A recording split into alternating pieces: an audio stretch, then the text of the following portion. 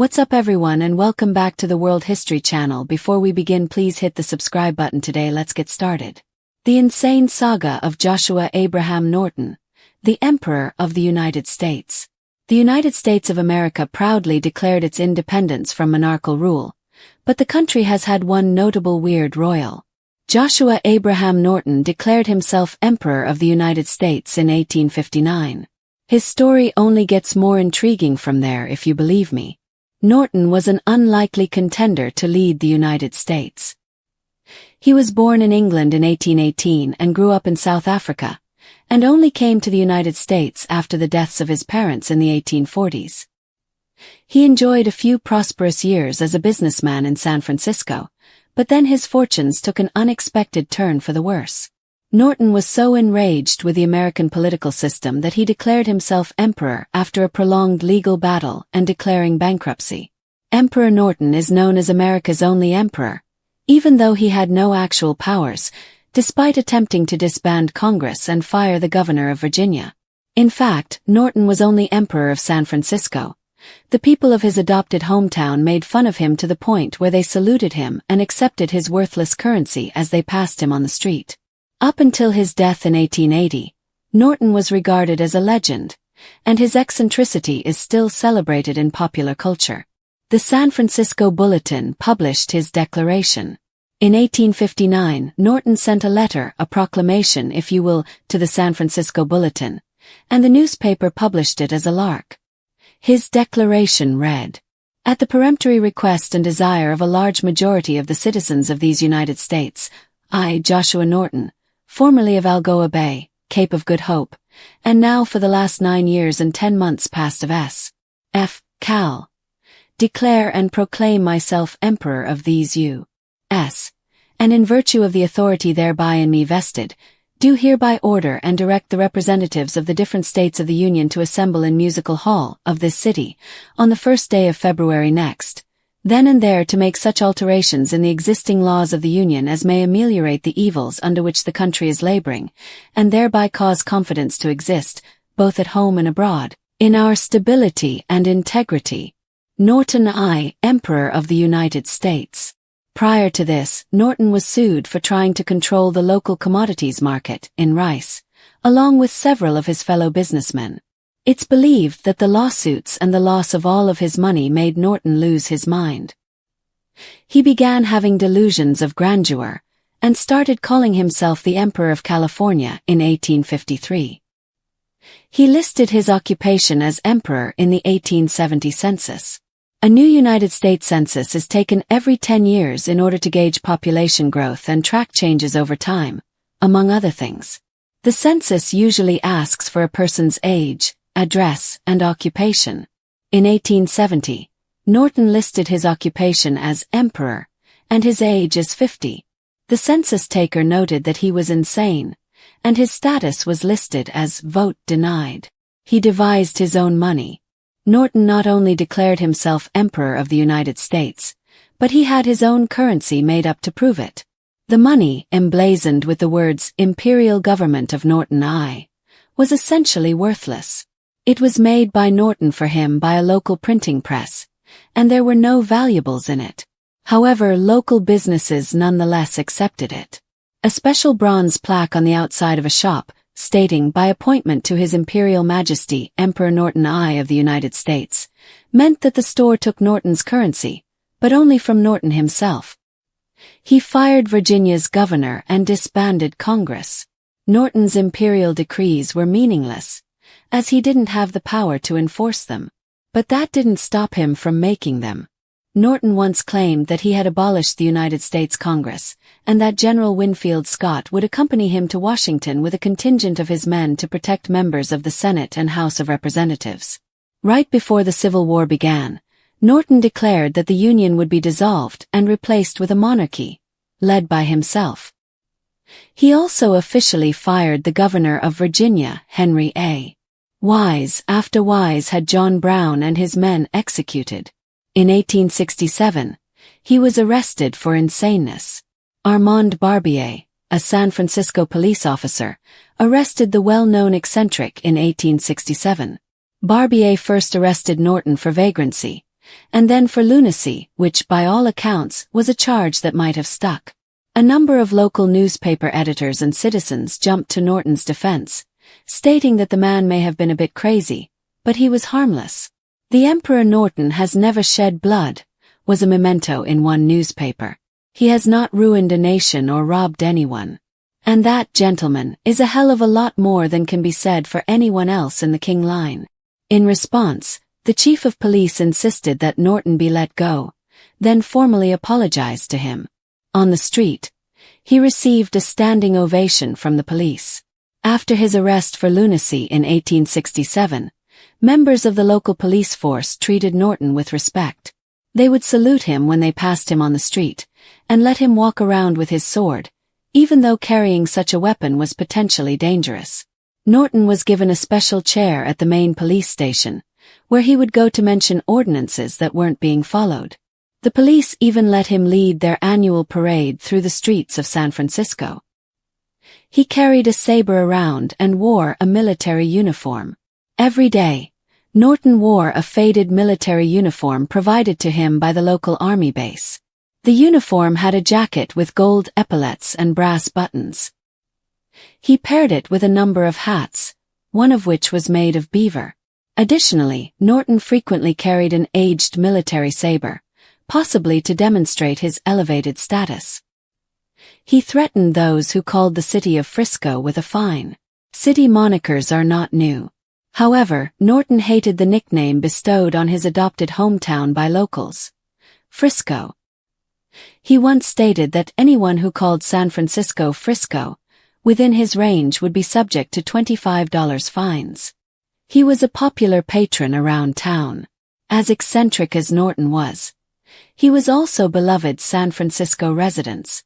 Restaurant owners allowed him to eat at their establishments for free, in exchange for an official decree in his name that they would post on their walls. If the meal was good enough for an emperor, then it was obviously good enough for everyone. Norton was also a champion of the arts. Local theater owners would save Norton a seat at the premiere of every new show, and he rarely missed one. He had canine companions. 2 street-living dogs were particularly well known to the residents of 1860s San Francisco, Bummer and Lazarus. The 2 tended to follow Norton around town, frequently snacking on crumbs he dropped from his lunches. Edward Jump, a local cartoonist, created a picture of Norton and the stray animals. According to some stories, when Norton spied the cartoon displayed in a shop window, he declared, "It is an insult to the dignity of an emperor," and broke the glass with his walking stick. He influenced a character in Mark Twain. The Adventures of Huckleberry Finn by Mark Twain was published in 1884. One of the characters in the book was a man named King, who was famous for his impersonation of royalty. While Twain was writing the novel, he was working as a journalist in San Francisco, where he became acquainted with the unusual Emperor Norton. The unusual figure likely inspired Twain's King character. He died destitute.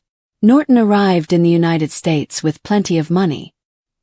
He inherited money from the estates of both of his parents, most notably from his father's shipping company. Norton quickly turned that money into millions through the U.S. commodities market, a cigar factory, and other business deals.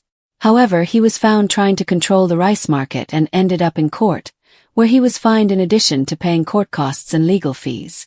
All of his money vanished, and Norton ended up living in a local flophouse. He barely owned the clothes on his back when he died in 1880. His funeral was attended by 30,000 people. Norton's death in 1880 caused quite a stir. He was on his way to a lecture when he collapsed in the street and died before he could be taken to a hospital. At that point in his life, he was destitute and living off of the charity of the people of San Francisco. However, a local business club pooled their money and gave him a burial fit for an emperor. A record 30,000 people attended his funeral. Norton's remains were moved to Woodlawn Cemetery in 1934 after being buried at the Masonic Cemetery nearby. At that time, a new headstone was provided at no charge. San Francisco named a bridge after him, kind of. The San Francisco-Oakland Bay Bridge opened in 1936, and San Francisco residents have been trying to get its name changed ever since. In 1939, a group of people petitioned to have the bridge named for Norton, saying that he had envisioned the bridge long before it became a reality. Their campaign failed, though they created a plaque with Norton's likeness that wound up being hung in the lobby of the Cliff House. In 2004, the eastern span of the bridge was officially declared the Emperor Norton Bridge by the San Francisco Board of Supervisors, although City Council didn't agree. Joshua Abraham Norton was a self-proclaimed monarch who declared himself Emperor of the United States in 1859. He is frequently referred to as Emperor Norton. Born in England in 1818 and raised in South Africa, Norton immigrated to the United States in the mid-19th century, eventually settling in San Francisco. After experiencing financial ruin due to a failed business venture, he adopted the title of emperor and began issuing decrees that, while lacking legal authority, endeared him to the local populace. He became a beloved figure in San Francisco thanks to his eccentric behavior and declarations, which were met with affection and amusement. Norton's reign was characterized by a series of whimsical and often satirical decrees. In support of a nation that was more cohesive and harmonious, he declared the dissolution of the United States Congress and the end of political parties. He also proposed the construction of a bridge connecting San Francisco to Oakland, a vision that was realized decades later with the completion of the San Francisco-Oakland Bay Bridge. Despite the lack of formal power, Norton was treated with deference by the city's residents, who would salute him on the streets and accept his self-issued currency in local businesses. His attire, which included a beaver hat embellished with feathers and a military-style uniform with epaulettes, enhanced his regal persona.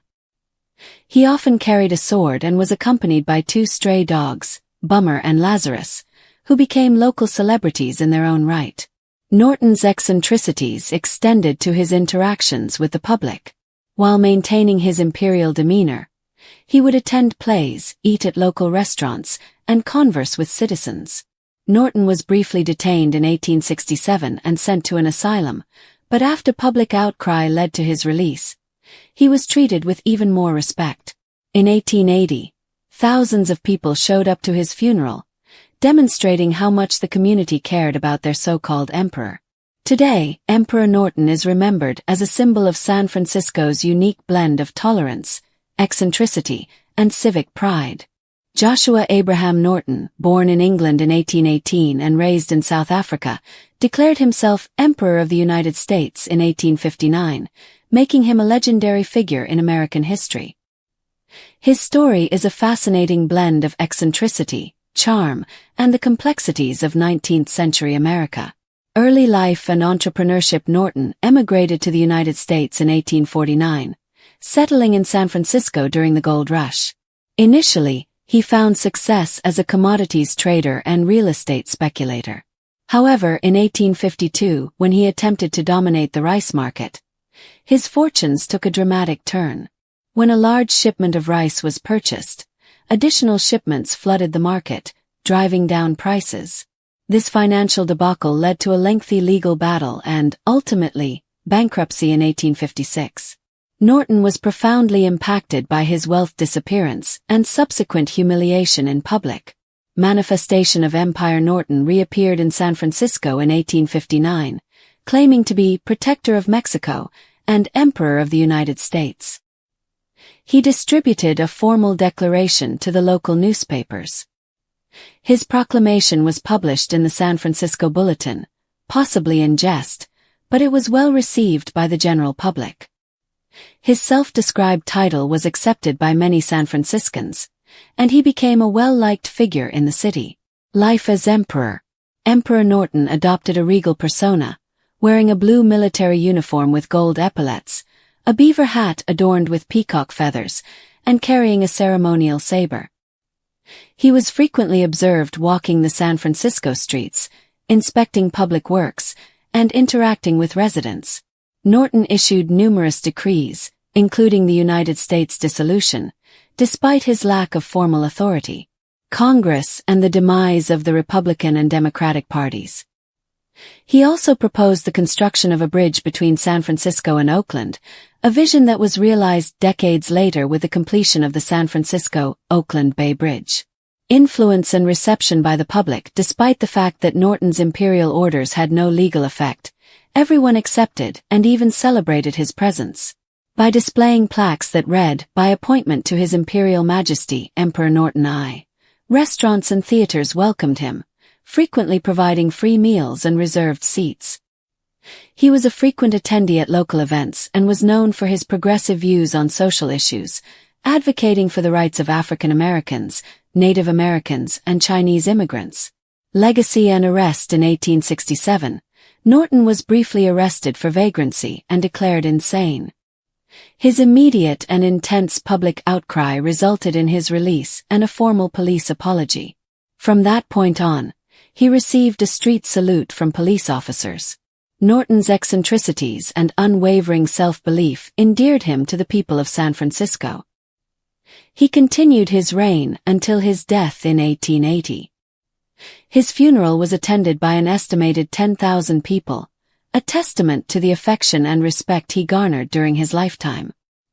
His unique contribution to the history of San Francisco is commemorated by landmarks like Emperor Norton Place and the Emperor Norton Bridge, a proposed renaming of the Bay Bridge. His legacy continues to this day in San Francisco. Joshua Abraham Norton remains a symbol of the power of imagination and the enduring human spirit. His story serves as a reminder that the most unexpected influences can sometimes have the greatest impact.